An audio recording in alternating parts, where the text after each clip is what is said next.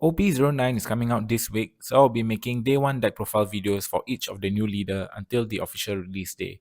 That means one video every day and will end this week with an unboxing video for OP09. I've uploaded the Shanks and Lim day 1 deck profile video, you can check them out if you haven't, and now we'll be moving on to the Buggy leader. I'll be sharing with you my take on the cross guild deck, and of course any changes I'll share it over on my Twitter in the future. So Buggy is a blue Yonko and cross guild leader. His effect is activate main, rest 5 dons and discard 1 card. You can play 1 cross guild character from your hand to the field. Things to take note is the effect is not once per turn and it allows you to play any cross guild character regardless of the cost. This effect is very strong and it's quite future proof because imagine down the road when we get stronger support for cross guild cards. The strategy of the deck seems to be building your board, cheating the cross guild characters out to eventually play your true boss of the deck, Buggy. I'll start off with the standard list for Buggy. I'm running 4 copies of Mr. Tree Galdino. He's the staple of the deck. Effect is on play, search for cross guild or Baroque work cards from the top 4 cards of your deck and add it to your hand. This card grabs 90% of your deck, so it's most likely that you will not whiff the search.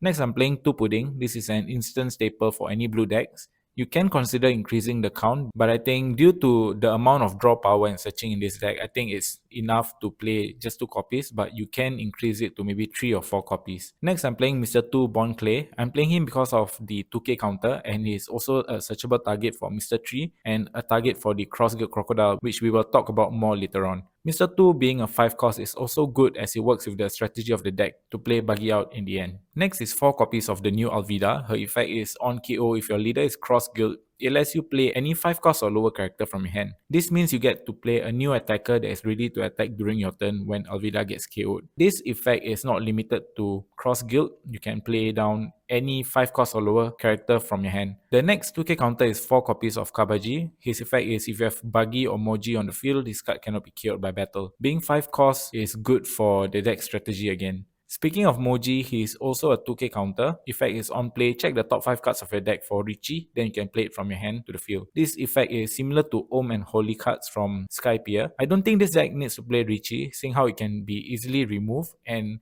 seeing how the deck is already pretty tight, I don't think there's any space for Richie. Next, I'm running 2 copies of Vanilla Dust Bones. We are using him because he's also a target for the Cross Guild Crocodile. And following the 2 Vanilla Mr. 1, I'm running 4 copies of the Baroque Works Dust Bones. We don't get his first effect as it needs your leader to be Baroque Works. However, his second effect is really good as it allows you to draw 2 cards and discard 1 card. It really helps with the consistency of the deck, which we have a lot of in this deck.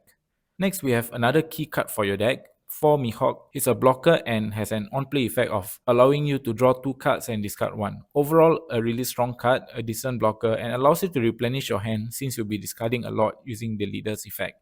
Now we'll move on to the boss character of the deck. We have 4 copies of Crocodile. His effect is on play. You can play a 5 cost Cross Guild or Baroque Works character from your hand. This means, aside to Buggy and Mihawk, every other card in the deck is a valid target, including your 2k counters. This is usually the card that you would like to dig out or have it ready in your hand by your 5 dawn turn, so you can cheat him out and pressure the opponent early. Finally, the last character and the main boss of the deck, we have the Yonko Buggy.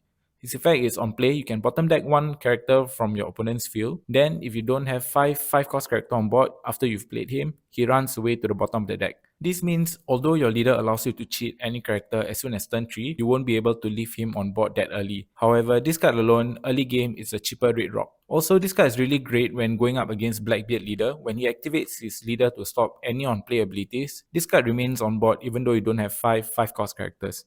Next, we have the event cards. I'm only playing 2 Cross Guild event card. Its effect is search the top 4 cards of your deck for a Cross Guild card. The trigger effect just activates its main effect. Reason why I'm not running a playset of this is due to all the drawing that we'll be doing from Mr. 2, Mihawk, your stage, and Mr. 3, Galdino. So you'll be able to see most of the stuff that you need without needing 4 event searches. Of course, you can play 4 copies of it, but this is what I'm testing right now. Next, I'm playing 1 copy of Red Rock. The reason for just playing 1 copy is because your 10 cost Buggy is a Red Rock for 5 Dawn.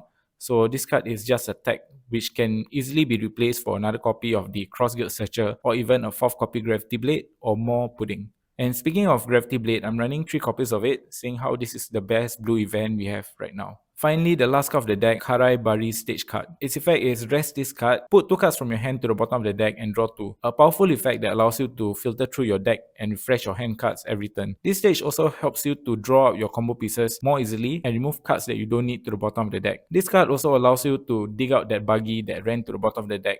So that's my take on the day one cross guild deck. Let me know what you think of the list and if you're interested in playing Buggy. I believe there are many other ways for you to play Buggy, like going for a more control build, 7 warlords, or even the Impel Down version, which I feel has the most potential, but I've yet to test it out. I'll share the list for these versions over on Twitter when I've had enough testings or shown any results in Asia. We are halfway there. We've done Shanks, Lim, and Buggy. So the next video will be for the Purple Black Nika Luffy leader. If you've enjoyed this video, drop a like, subscribe to the channel, share it to your friends, and leave a comment. Also follow me on Twitter or X for more One Piece card game content. And as always, thank you for watching. I'll see you in the next one.